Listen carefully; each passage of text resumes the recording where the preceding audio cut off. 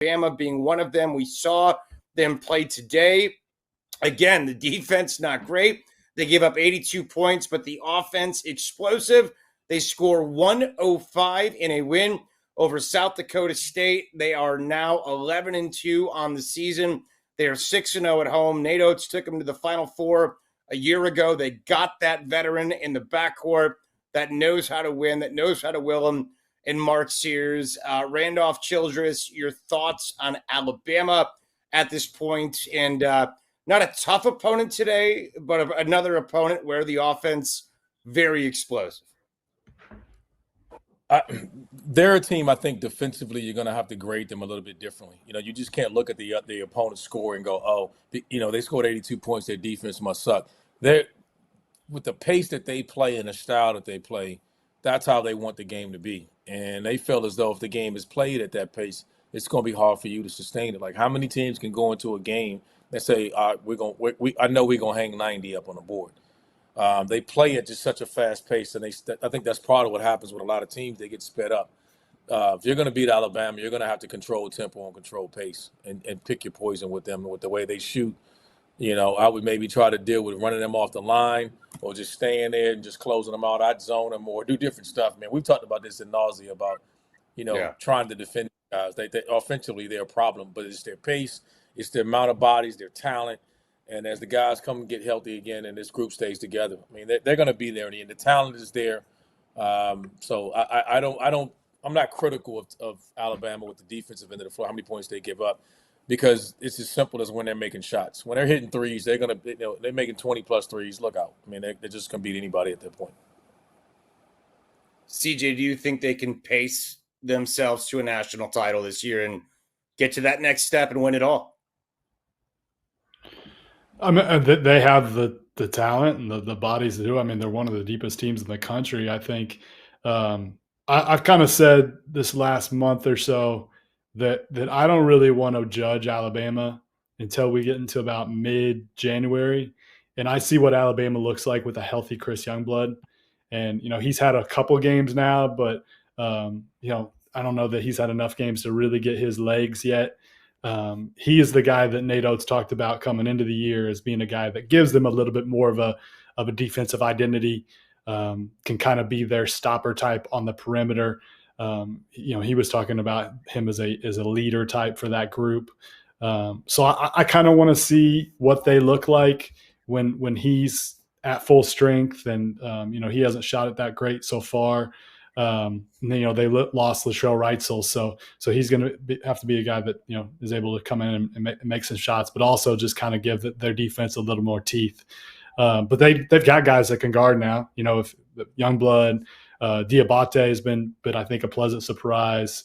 Darian Reed can guard, and obviously they brought in Clifford Omar. More, felt like I had peanut butter in my mouth there.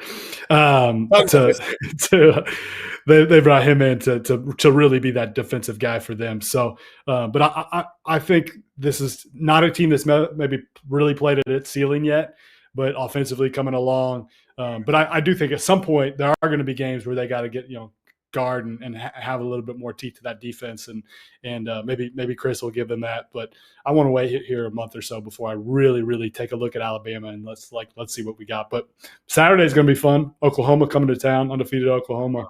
So that's one that's going to be circled on my timesheet on Saturday to get eyes on. Massive prove-it game for Porter Moser and company too. So that will be a really fun game this weekend in the SEC. I just marvel. I think it's year 5 or 6 for Nate Oats of what the state of Alabama has become from a basketball culture. It's quite striking. I mean, you look at Alabama, you look at Samford even, you look at Auburn, who's, you could argue is the number 1 team in America. Certainly they're going to have a chance to be there at the end, and we'll talk about the Auburn Tigers in just a little bit. But it wasn't long ago.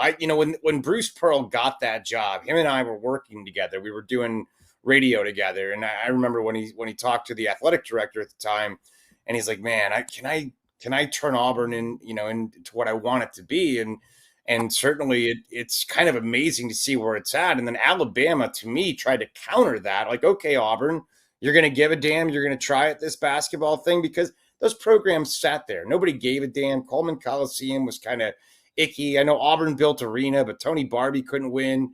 100%, money, no question about it.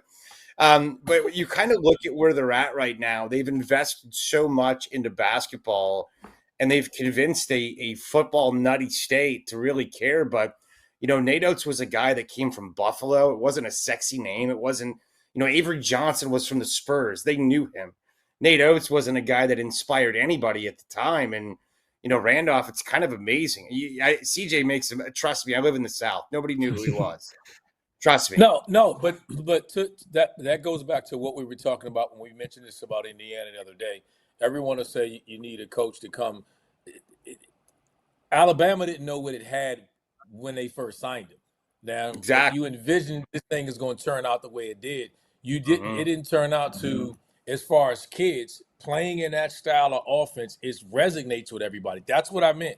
So is it, when it is, you can say coaching, and then it is, can you get these guys? But Nate Oats has a system that's fun to play in, and every top kid, whether they go there or they're not, they're going to be interested in playing in that style. So that's what you talk about. A guy that lost every assistant. He lost every assistant last year. Got a head coaching job. He's having to. Who has a faster pipeline to getting a job right now than Nate Oats does? Everybody wants to emulate what they're doing, and that's what we're talking about program.